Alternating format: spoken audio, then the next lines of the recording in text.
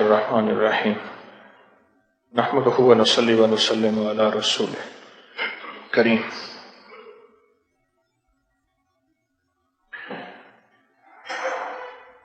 قرآن پاک میں ایک آیت ہے وَبَنِينَ شَهُودًا، وَبَنِينَ شَهُودًا، مولا ایسی اولاد دینا جو بڑھاپے کا ساتھی بنے.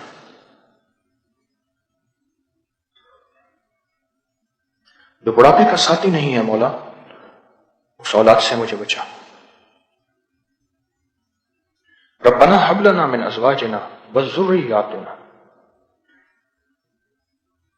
مولا کہ مجھے زندگی کا ایسا ساتھی دے کہ میری نسلیں، میری بیوی یا بیویاں، وذرياتنا قرۃ اعین، آنکھوں کی ٹھنڈک بنے، میرے درد، تکلیف، پریشانی، مشکلات اور مسائل کا ذریعہ نہ بنے. میرے والد صاحب رحمۃ اللہ علیہ کے کلاس فیلو تھے، پھر وہ وکیل بن گئے. زمین کا ایک تنازع تھا اور جھگڑا تھا زمین کا، اور اس کا قبضہ لینا تھا. بوڑھے والد کو لے کے وہاں بٹھا دیا. جھگڑا زیادہ ہوا تو والد کو قتل کر دیا خود، اور قتل ان پہ ڈال دیا، خود والد کو قتل کر دیا صرف زمین کی خاطر. وَبَنِينَ شَهُودًا، اور زمین لے لی. تقدیر کا نظام کہ زمین بھی نہ رہی.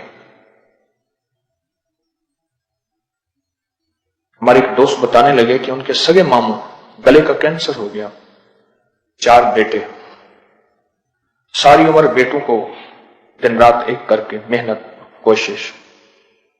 ہر بیٹا یہ کہتا تھا کہ اب باپ کس کو دیں، اور کوئی باپ کو لینے کو تیار نہیں تھا.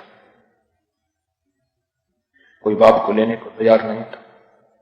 آخر بڑے بیٹے کو دیا.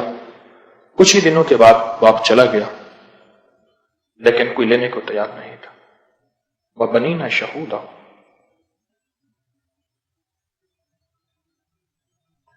کہنے لگے کہ میرے ایک قریبی رشتہ دار تھے،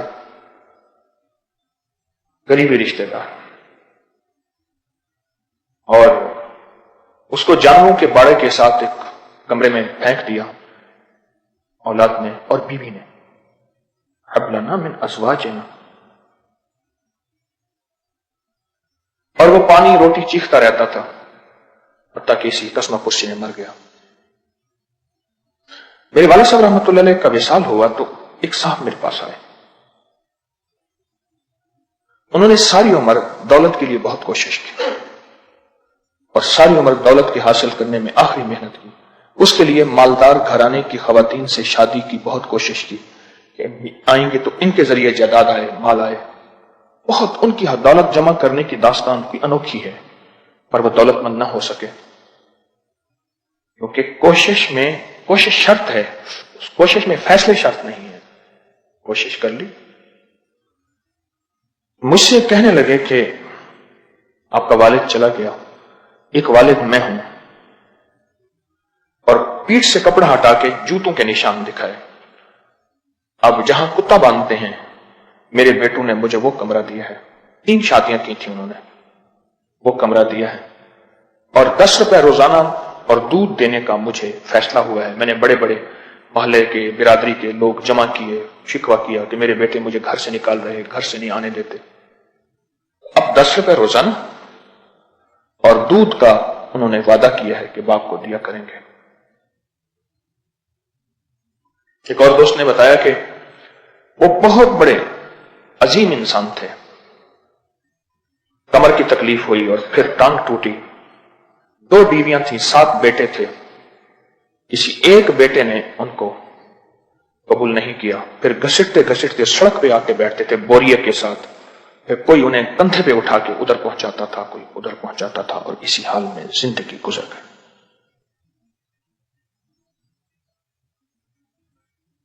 ایک درویش مجھے ملنے آئے. میں نے ایک واقعہ سنایا انہیں. ہمارے ایک صاحب نے یہ مکان لیا ہے، موصوف 97 سال کی عمر میں 2016 میں فوت ہو گئے.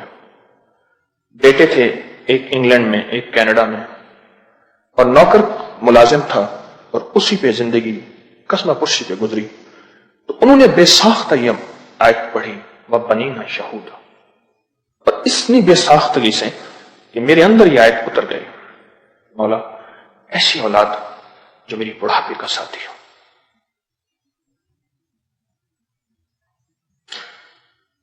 کہنے لگے کہ ہمارے دوست نے، یہ سچا واقعہ ہے ہمارے گاؤں کا، باپ بوڑھا معذور ہو گیا، اب اس کی خدمت کون کرے؟ تو باپ کو نہر میں پھینکنے جا رہا تھا، نہر میں باپ کو احساس ہو گیا، باپ کہنے لگا بیٹا مجھے یہاں نہ پھینک، میں نے اپنے باپ کو یہاں پھینکا تھا، مجھے ذرا آگے کر کے پھینک۔ بیٹے کو نصیحت آ گئی، معافی مانگی، توبہ کی، اور باقی عمر باپ کی خدمت پہ لگا دی۔ یاد رکھیے گا، اولاد کی خدمت کسی قسمت والے کو ملتی ہے، اور اس کے لیے ہمارے پاس تصویر خانے میں بے شمار لوگ آتے ہیں، بیوی نے نکال دیا، اولاد نے نکال دیا، کچھ عرصہ رہے، جب واپس جانے لگے تو کہتے ہیں کہ کیا گھر کا دروازہ کھولیں گے؟ کیا گھر کا دروازہ کھولیں گے؟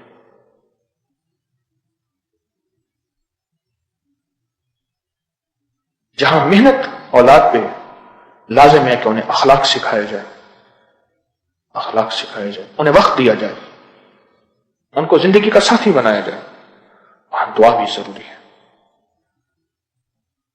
اب چونکہ نماز کی رکعتیں بڑھ گئی ہیں رمضان میں، تراویح بھی، سنتیں بھی، نفل بھی، فرض بھی، نماز کی رکعتیں بڑھ گئی ہیں، ہر نماز کی اتحیات کی رب جعلنی کے بعد اس دعا کا اہتمام کریں، ربنا هب لنا من ازواجنا وذرياتنا قرة اعین واجعلنا للمتقین اماما۔ دعا میں بڑی طاقت ہے، دعا میں بہت قوت ہے۔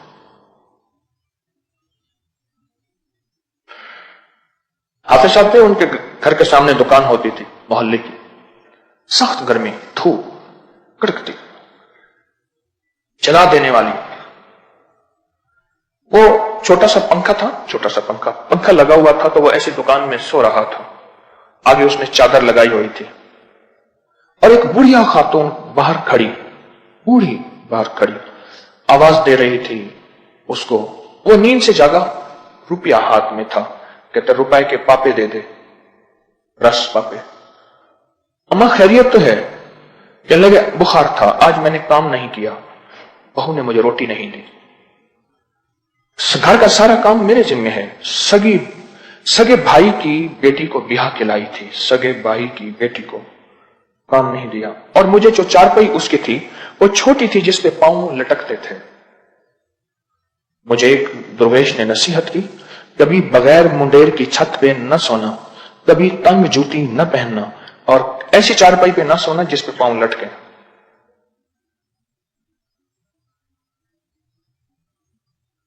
کہ آج میں نے کام نہیں کیا، روٹی نہیں ملی، روٹی نہیں ملی۔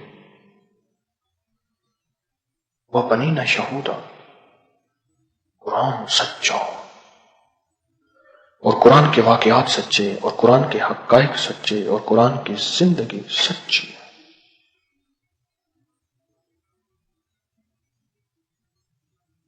جہاں ہمیں محنت کرنی ہے وہاں زندگی کا ایک سبق ہے کہ دعا میں کمی نہیں کرنی۔ حضرت اللہ رحمۃ اللہ علیہ سے کسی نے پوچھا، حضرت آپ کے بیٹے عبید اللہ، حمید اللہ، حبیب اللہ، تین بیٹے، تینوں ولی ہیں، کیا وجہ؟ فرمایا میں نے اپنی ہر نماز کی اتحیات کی رب جاننے کے بعد یہ دعا پڑھنی کبھی نہیں چھوڑی، یہ دعا پڑھنی کبھی نہیں چھوڑی۔ آغاز کو کیا دیکھتا ہے؟ انجام کو دیکھ۔ آغاز کو کیا دیکھتا ہے؟ عروج ہے تیرا، دبدبہ ہے، کمال ہے، انجام کو دیکھ۔ لاہور میں ایک صاحب تھے، میدا چچا، عبد الحمید نام تھا، آنکھیں چندھیائی ہوئی تھی، عمش کہتے ہیں عربی میں، اس کو میدا چچا کہتے تھے۔ دکان پہ بیٹھا تھا، کاروبار پہ نظر، اولاد کو کھلایا پلایا، حتیٰ کہ یہ ہوتا تھا کہ تکلیف ہو گئی بڑھاپے میں تو پیشاب بار بار آتا تھا، ساتھ ایک برتن رکھا ہوا تھا، وہیں پیشاب کر لیتا تھا۔ یوں مرا اور سارا کاروبار ختم، اور میت اس کی گلی میں پڑی ہوئی تھی۔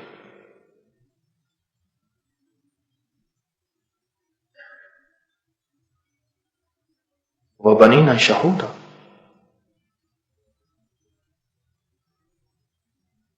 وفا اس سے جفا مجھ پہ ستم یوں بھی ہے اور یوں بھی، وفا اس سے جفا مجھ پہ ستم یوں بھی اور یوں بھی، میری آنکھوں سے اشک خون بہم یوں بھی اور یوں بھی، ستایا کچھ فلک نے ہے ستم کچھ آپ کا بھی ہے، ستایا کچھ فلک نے ہے ستم کچھ آپ کا بھی ہے، میری آنکھوں سے اشک خون بہم یوں بھی اور یوں بھی، خون کے آنسو آنکھوں سے۔ دعاؤں کے اندر طاقت ہے، جہاں ان کو وقت دینا ہے، جہاں ان کے ساتھ ان کو واضح و نصیحت کرنی ہے محبت اور پیار سے، ان کی جوانی ہوگی، وہ واضح و نصیحت کو بوجھ سمجھیں گے۔ الہڑ جوانی، جذبات کی دنیا، ماں ہو یا باپ ہو جو واضح و نصیحت یا تھوڑی سی مت یا کچھ بات بتائیں گے تو گریز کریں گے، گھبرائیں گے، ان کا جی گھٹے گا۔ یہ بھی لازم ہے، دعا بھی لازم ہے، دعا بھی لازم ہے۔ دعاؤں کے اندر طاقت ہے، محنت بھی دعا بھی، محنت بھی دعا بھی، محنت بھی دعا بھی۔ اولاد کو سکھائیں، ان سے کہیں تم پڑھو، اولاد ان دعاؤں کا اہتمام کریں۔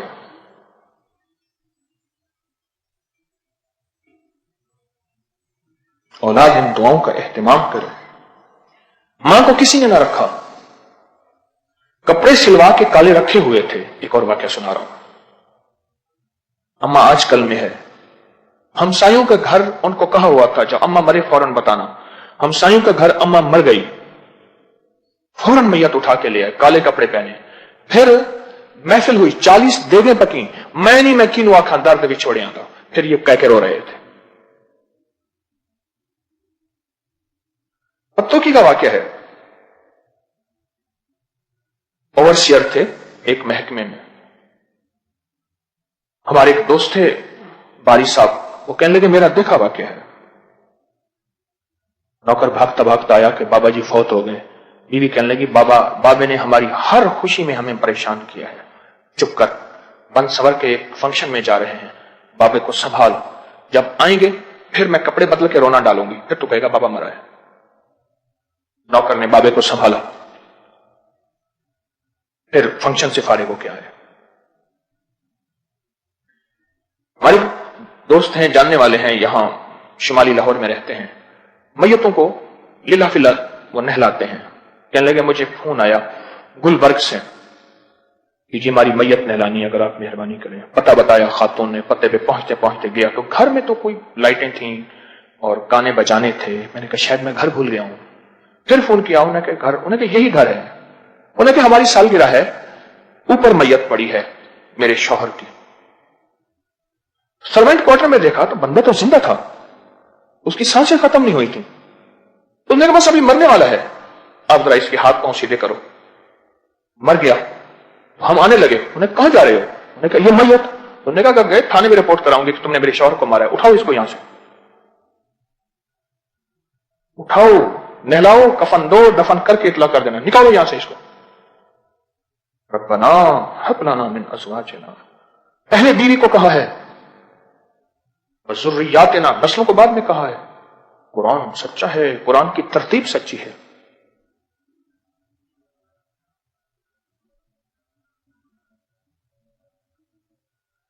رمضان کی زندگی میں، رمضان کے مبارک لمحات میں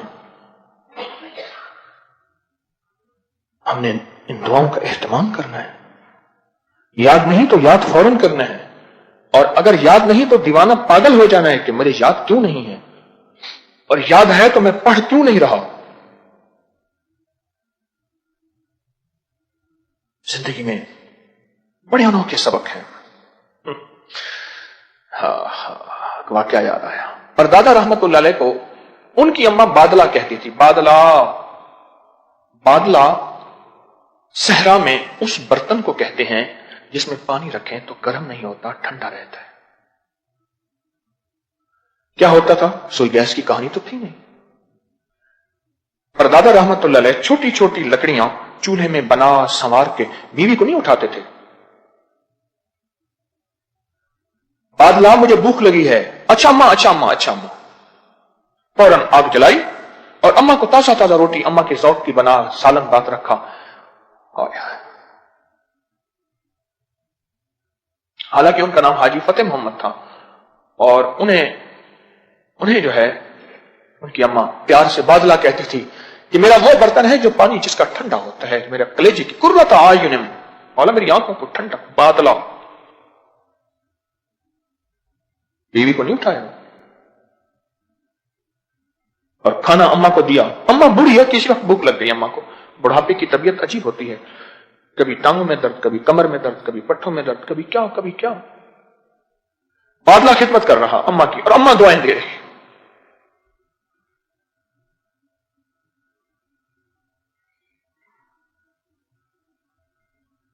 ہماری زندگی میں نہ معلوم کس موڑ میں کیا واقعہ ہو جائے. آج عروج ہے، کوئی زوال کا پتہ نہیں. وہ تو عز من تشاء وہ تو ذل من تشاء. آج خبر ہی نہیں کہ میں ہی میں ہوں، میرا ڈنک ہے، میرا سکہ ہے، میں ہی میں ہوں، کوئی خبر نہیں. میں نے ابھی صبح واقعات سنے تو میرے پاس واقعات کی آمد شروع ہو گئی.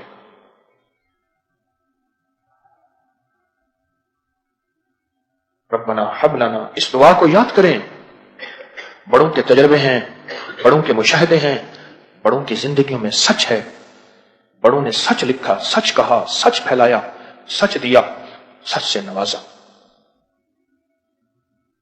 ایسا نہ ہو بڑھاپا در بدر ہو جائے، اور بڑھاپا ایسا نہ ہو کہ ذلتوں کا عبرت کا نشان بن جائے. وہ شماتت الاعداء، اور دشمن تالیاں بجائیں اور دشمن ہنسیں. حدیث کہتی ہے، میرے آقا کا فرمان ہے، وہ شماتت الاعداء.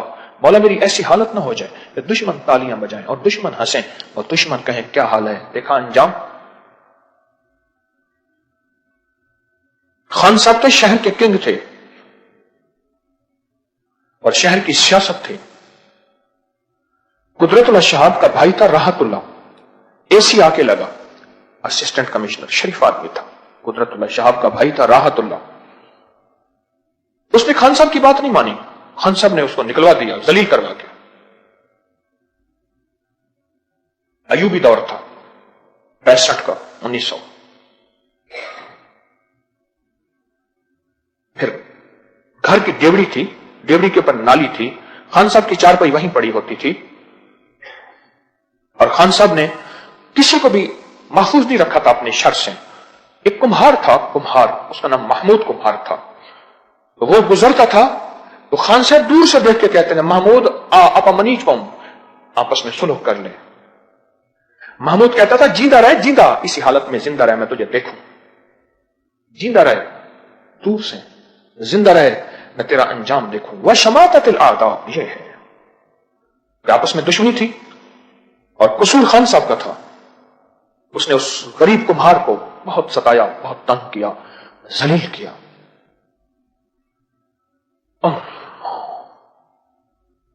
اور بیٹوں کی وفا یہ ہے، انہوں نے چارپائی اٹھا کے ڈیوری میں پھینک دی.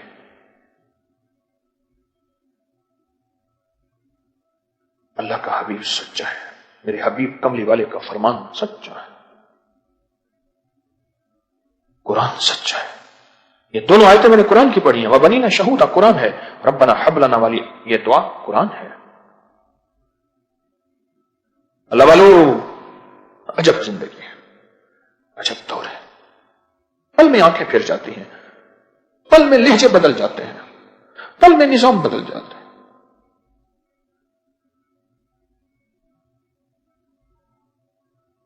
بس ڈرتے بھی رہیں، مانتے بھی رہیں، اور اپنی نسلوں کو سکھائیں. ان پہ محنت بھی اور دعا بھی، محنت بھی اور دعا بھی.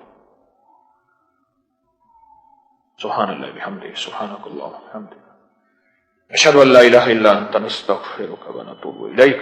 سبحان ربک رب العزۃ عما یصفون، والسلام علی المرسلین، والسلام علی المرسلین، الحمد للہ رب العالمین. آمین آمین آمین. بحرمت سید الابرار والمرسلین برحمتہ.